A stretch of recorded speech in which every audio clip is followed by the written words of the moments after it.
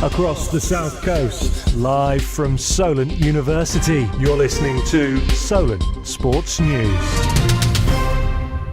Good afternoon, it's 1 o'clock. I'm Kai Mackenzie with your lunchtime Solent Sports News bulletin.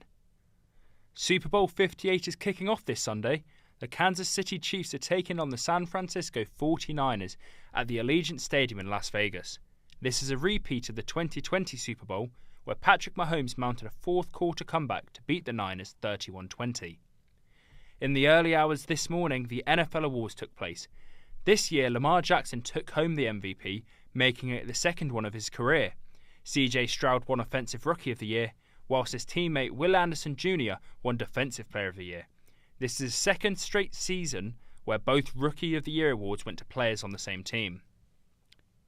AFC Bournemouth have completed the permanent signing of Luis Sinisterra from Leeds.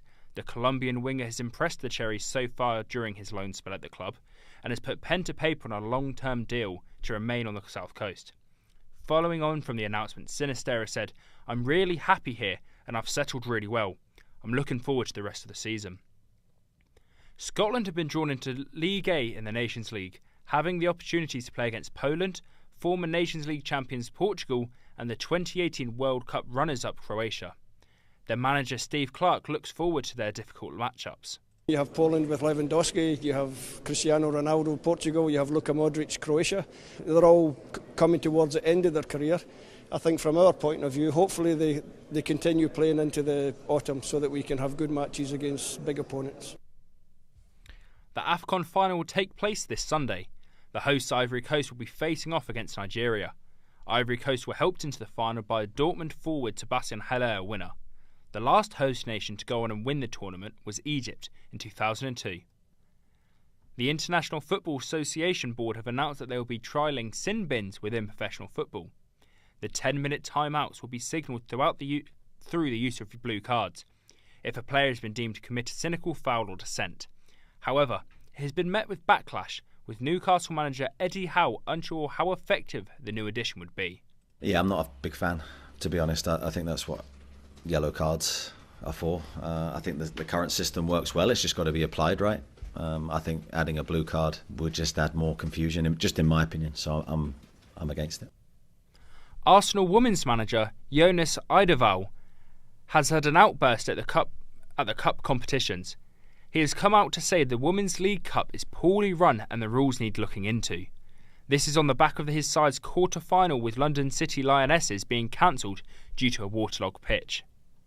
It's an absolute joke. How you can get a red card in the league for 2 yellow cards and you be suspended for a County Cup game and you can come back and play in the next league game. I don't see how you mix two competitions, especially when not all teams in the league is a part of that competition.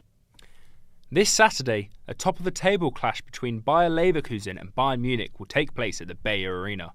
High-flying Leverkusen currently sit 2 points clear at the top of the Bundesliga, with Munich in a close second.